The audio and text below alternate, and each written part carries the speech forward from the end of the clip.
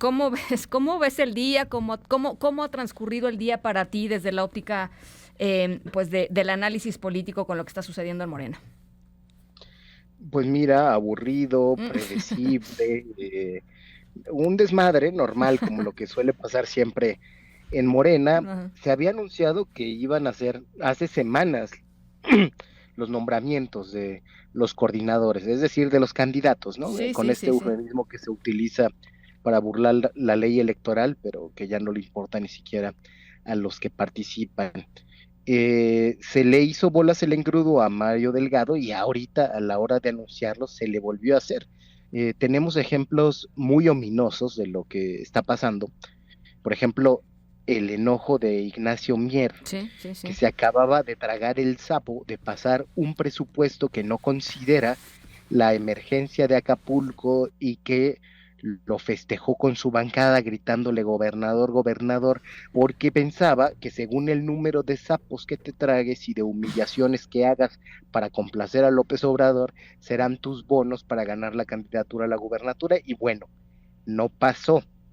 Iba Y es para posible. Puebla, ¿no? Poblano, Mier.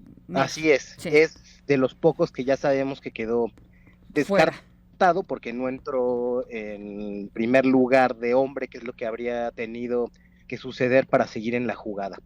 Otros siguen en la jugada porque no se ha decidido. Sí, en Tabasco todo mundo da por hecho que va a ser Javier May. Ujú. Ya incluso hay notas en la prensa que dicen que él va a ser el candidato. Sí. Porque en la Ciudad de México no conocemos a Yolanda Osuna. Pero si seguimos la misma lógica de lo que pasó con Nacho Mier, es decir, quien es ya experto en tragar sapos y tiene poco margen para irse a otro lado, pues es posible que no vaya May y Ujú, que sea Osuna. ujú. En la lógica del mayor rendimiento electoral sería mejor para Morena, por ejemplo, postular a Sheffield, aunque no ganara en Guanajuato, en lugar de Antares Vázquez, que además es impredecible, Ujú, es inestable, ¿no? ujú. En sus posiciones políticas, desde luego. Entonces, este proceso sin duda va a dejar muchos heridos, va a catalizar mucho descontento con la llamada cuarta transformación, porque hay la particularidad de que no suelen ver la antidemocracia hasta que la viven en carne propia, como Ujú. todos los intelectuales de la Ciudad de México que se estaban tirando de los cabellos porque se podía imponer a Harfuch y eso desviaría el espíritu de Morena, nada más que se les olvidó ver qué es lo que pasaba en otras 30 entidades federativas por lo menos. Entonces, una serie de ilusiones que se tienen ahora desde el público de Morena, pero también de los grupos políticos, se van a quebrar de un momento a otro. Hoy, o si lo aplazan al lunes, el lunes, o si lo vuelven a aplazar otra semana, dentro de otra semana. Sí. Pero eso es inevitable.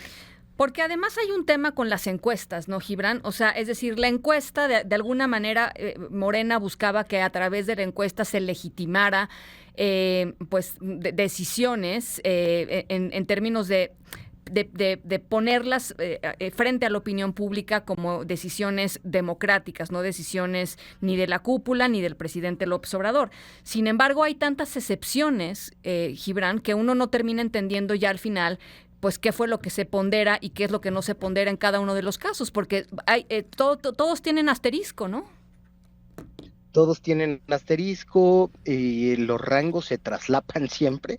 O sea, por ejemplo, en el caso de Rocío Nale y de Manuel Huerta, pues es un empate y no hay manera de decir que Huerta adelanta por muy poquito o que Nale gana una pregunta que vale más, porque eso lo determinan quienes interpretan las encuestas.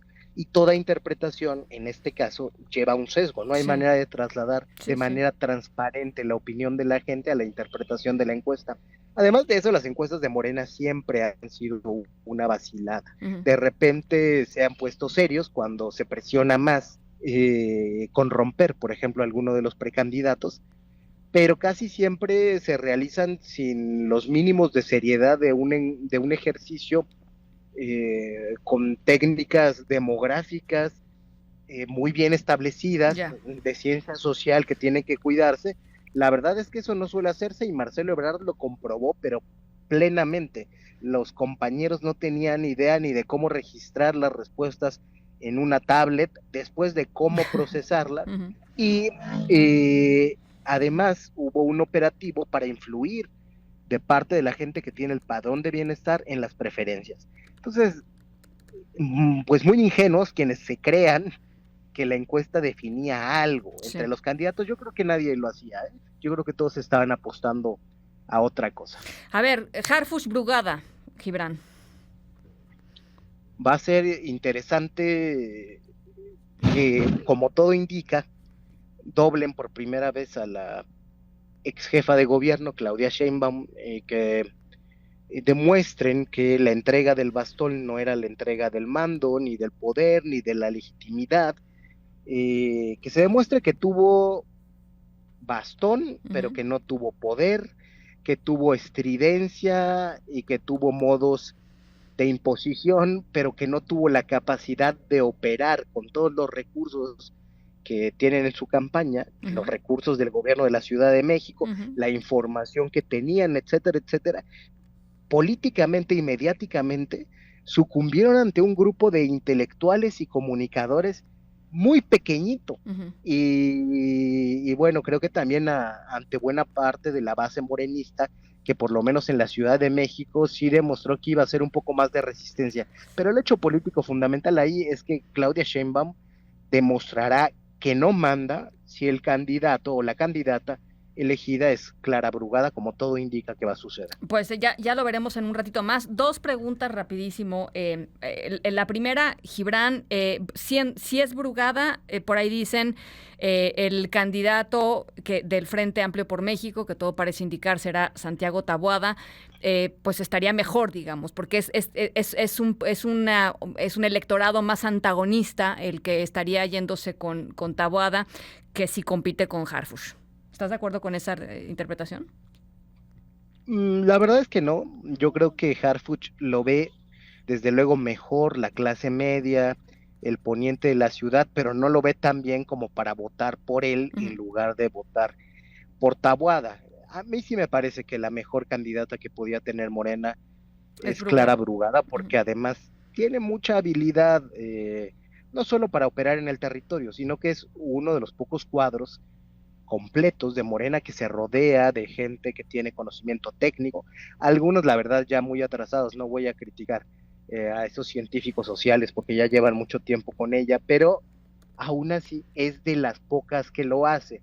Entonces cuando toque hablar de vivienda, no solo le van a decir el cártel inmobiliario, etcétera, etcétera, sino que van a presentar alternativas y van a tocar los agravios de los capitalinos, esto de que pues no es normal que los muchachos, que los jóvenes menores de mi edad, yo tengo 34 años casi, vivan todos de roomies o que vivan con sus papás, mientras la gente del PAN se anda sacando departamentos nada más porque gobiernan y porque les tocó nacer en tal o cual familia. Todo eso no lo podía politizar Harfuch, porque ni siquiera tiene las capacidades retóricas para hacerlo. Yo creo que Clara lo puede hacer Pinole. Bueno, pues vamos a verlo, va a ser muy interesante lo que se define en las próximas horas. Y finalmente, Marcelo Ebrard puso un tuit hace ratito, hasta las 5:45 de la tarde, diciendo: el próximo lunes a las 10 de la mañana les comparto por esta vía mis consideraciones respecto al 2024 y las tareas hacia adelante. Tengan un muy buen fin de semana. ¿A quién le importa, Gibran? Pues yo creo que no le va a importar a nadie si no sucede una cosa. A ver. El domingo es el registro de los precandidatos de Movimiento Ciudadano. Si Marcelo aparece de sorpresa ahí, entonces el lunes va a ser muy importante para todos. Pero si Marcelo no aparece el domingo en Luisiana 113, pues no le va a importar a nadie. Esta es la última elección presidencial de Marcelo Ebrard y pues él decidirá si se queda en la irrelevancia o si da un paso audaz, que sería romper con lo que ha sucedido en la mayor parte de su carrera, en que ha sido muy institucional. ¿A ti te gustaría verlo en la boleta por Movimiento Ciudadano? A mí me gustaría ver a Marcelo en la boleta por MC. Yo digo, no he hablado de esto con Marcelo, pero yo me iría a la campaña de Marcelo, a Movimiento Ciudadano, si él se fuera para allá, y creo que como yo, muchos decepcionados del gobierno de Morena y del presidente López Obrador haríamos lo mismo. Bueno, pues ahí está. Fuertes declaraciones, Gibran. Te mando un abrazo. Un abrazo, un gusto como siempre. Igualmente estamos en comunicación, las 6:19.